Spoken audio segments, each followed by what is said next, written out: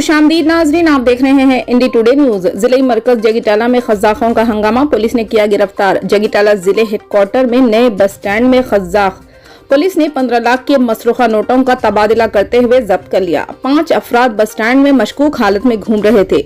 2 अफराद हनुमाकुंडा, एक डांडेपल्ली गांव से और कामर अड्डी के साकिन बताए गए हैं। जगीटाला टाउन सीआई किशोर ने 5 अफराद को गिरफ्तार करके 15 लाख रुपए की मसरूखा नोट और 3 लाख गैर मुल्की करेंसी जब्त कर ली। आइए देखते हैं ये रिपोर्ट। चैनल को लाइक करें, शेयर करें और बेल आइकन को प्रेस करें ताकि हमारे नोटिफिकेशन सबसे पहले आप तक पहुंच सके।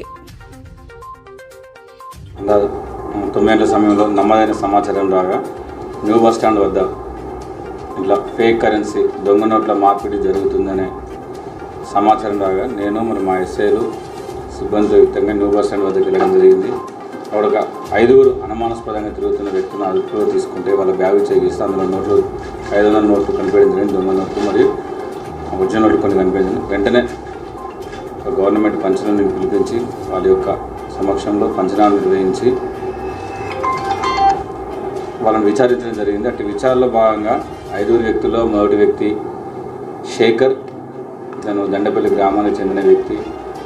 ఇతను 2004 నుంచి కూడా ఇట్లా గుప్త నిధులు వేట అని చెప్పేసి దాంట్లో భాగంగా తిరుగుకుంటూ నష్టాలు పోయి లాస్ అవ్వడం జరిగింది. తన యొక్క ఆస్తిని అమ్ముకోవడం జరిగింది. అప్పుడు ఏమనుకున్నా అంటే ఇట్లా వేరే వ్యాపారం చేసి దొంగ నోట్ల వ్యాపారం చేసి ఇట్లా ఫేక్ తీసుకొచ్చి దాన్ని మార్పిడి చేసుకుని ఎవరికన్నా ఎక్కువ డబ్బులు సంపాదించే ఆలోచన చేసుకుని అందులో భాగంగానే గత 2004 నుంచి కూడా ఒక 5-6 కేసుల్లో ఇన్వాల్వ్ అవ్వడం జరిగింది. హైదరాబాద్ సుల్తాన్ బజార్లో, మన బెల్లంపల్లి సోమగూడెం పోలీస్ స్టేషన్ పరిధిలో, మహారాష్ట్ర ఒక 3 గచ్చిరోలి, ఔరంగాబాద్ ఆ డిఫరెంట్ దాంట్లో కూడా అక్కడ మార్పిడి చేసే క్రమంలో దొరికిపోతే జైలు వేయడం జరిగింది. మళ్ళీ తర్వాత వచ్చి గుప్త నిధులకు భాగంగా జరుగుతుంటే మిగతా 3 వ్యక్తులు రాధాకిషన్, ఎవరైతే శ్రీనివాస్, భిక్షపతి పరిచయం జరిగింది. రాధాకిషన్ వచ్చేసి అతను కూడా దండపల్లి మండలం నిజామాబాద్లో కామారెడ్డిలో ఉంటుండో అతను ప్రస్తుతానికి. ఎర్రలో శ్రీనివాస్ అని చెప్పేసి అతను గోదావరిఖంలో ఉంటున్నాడు. 4వ వ్యక్తి భిక్షపతి అని చెప్పేసి వరంగల్లో ఉంటుంది. వీళ్ళందరూ మోటివ్ ఏంటంటే గుప్త నిధుల కోసం ఒకరికొకరు పరిచయం అయ్యారు. అందులో భాగంగానే దొంగ నోట్ల సేకరించి నేను దొంగ నోట్లు ఇంతకుముందు చేసినాను, మనం చేద్దామని అందరూ కూడా ఒప్పందం చేసుకోవడం జరిగింది. అందులో భాగంగానే హైదరాబాద్కి వెళ్ళి ఫేక్ నోట్లు, పిల్లలు ఆడుకునే నోట్లను, చిల్డ్రన్స్ నోట్స్ అంటే వాటిని తీసుకురావడం జరిగింది 15 లక్షలను.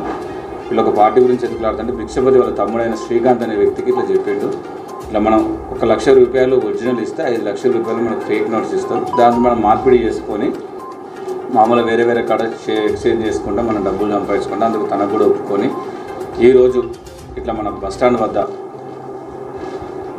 న్యూ బస్ స్టాండ్ వద్ద కలుసుకొని ఎక్స్చేంజ్ చేసుకుందాం అనే సమయంలో వీళ్ళు ఎక్స్చేంజ్ చేస్తుంటే పట్టుకోవడం జరిగింది. వాళ్ళ దగ్గర నుంచి 15 లక్షల రూపాయల ఫేక్ చిల్డ్రన్స్ నోట్స్ను, అదేవిధంగా 3 లక్షల రూపాయల ఒరిజినల్ నోట్స్ను కూడా సీజ్ చేయడం జరిగింది.